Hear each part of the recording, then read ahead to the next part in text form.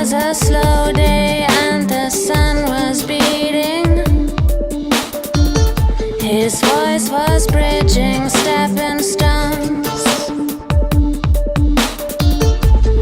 He was going step past down the road of passion in the early hours of night.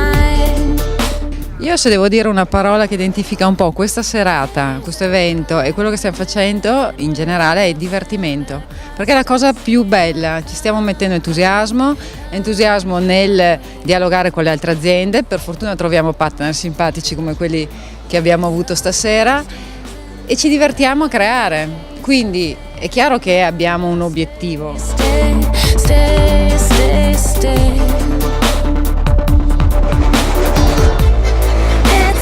Molto spesso noi abbiamo rabbia, ma è una rabbia sempre positiva, no? È la rabbia perché, come diceva Paola Iannelli, siamo golosi che gli architetti ci vengano incontro, che ci vengano a chiedere, che ci sfidino, perché poi la cosa bella è quella di non dire mai di no. Blue seas breaking.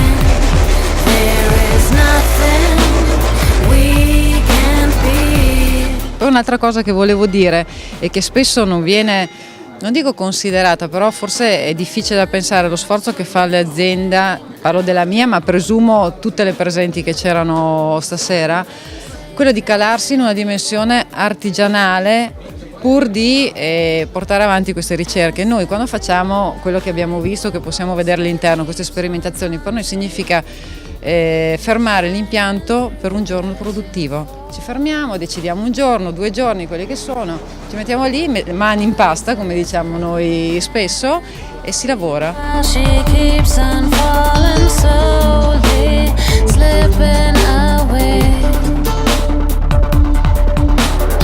Noi abbiamo sempre le porte aperte per progettisti, per amici, per chiunque voglia venire a vedere quello che facciamo, perché poi il laboratorio è sempre una cosa affascinante da vedere e da capire insieme dove l'azienda insieme a qualsiasi tipo appunto di interlocutore può arrivare. Turn around, jump shot.